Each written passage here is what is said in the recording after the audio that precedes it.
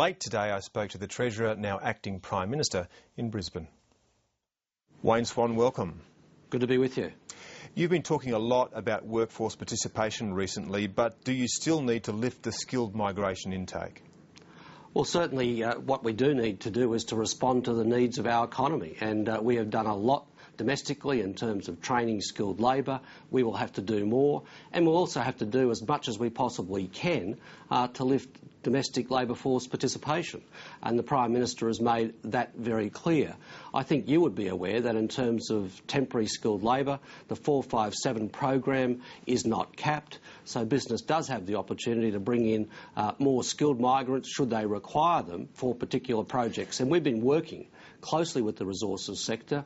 Minister Bowen and before him Minister Gray have worked closely with the sector in terms of attending to their needs, but we're all going to have to do a lot better, both government and business, when it comes to attending to the skill needs of our domestic workforce as well as domestic labour force participation. Is there still too much of a time lag on the 457 visa program though? Well, certainly when we came to power there was an enormous time lag. There was huge delays.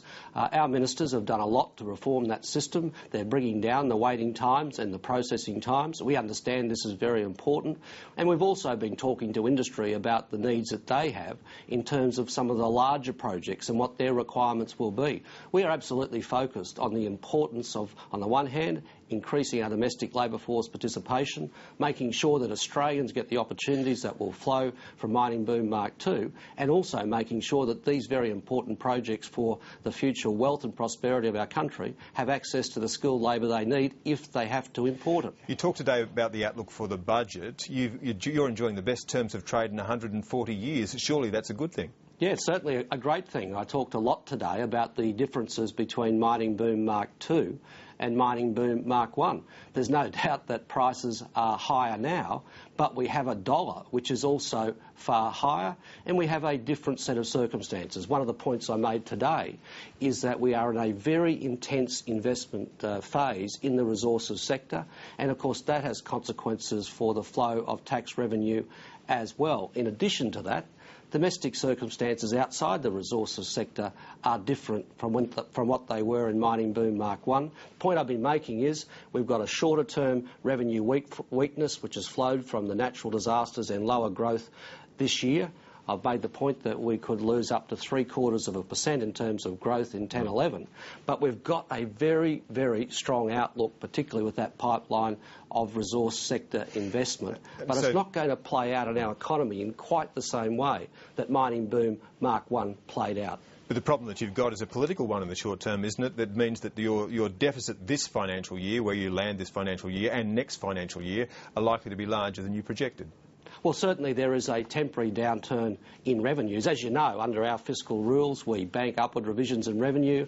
What we will certainly see is a temporary reduction in revenue which has flowed from these short-term impacts of the natural disasters, but at home and abroad. And larger We're absolutely deficit. determined to bring the budget back to surplus in 12-13 because that very big investment pipeline is going to test the capacity of our economy. So we see the surplus in 12-13 as being absolutely fundamental, and to go on and build on those surpluses in the years ahead, because we've got unemployment at the moment with a 4 in front of it, and as you've already indicated, demand for labour is tight. What we have to do is to make sure that when this investment pipeline is really kicking in, we're back to surplus to ease pressures in the economy. Certainly that's the case, but this year and next financial year you'll be looking at bigger deficits than you projected.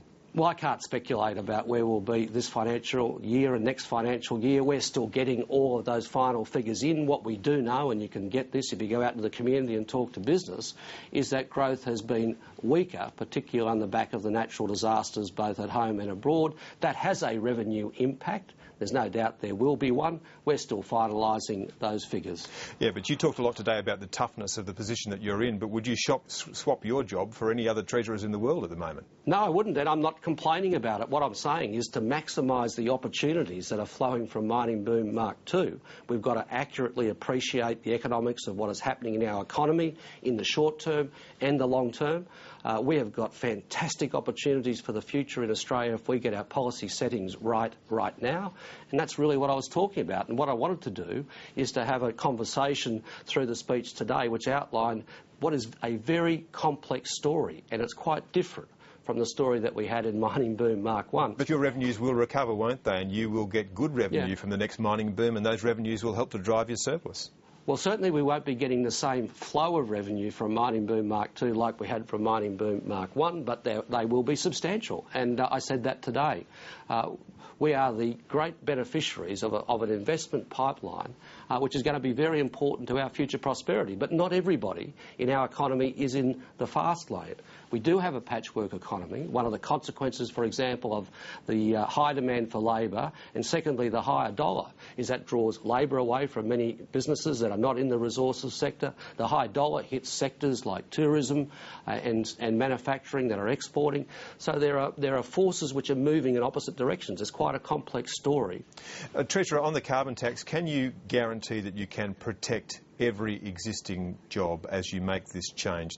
Well, what we do know is the costs of inaction are far higher than the cost of action. Sure, and I understand that, but can you protect jobs? Can you say that you can protect every single job all the way through? What I can say is we're going to do our very best to make sure that we have a great employment outcome for Australia. We've had 300,000 jobs created in Australia in the last 12 months.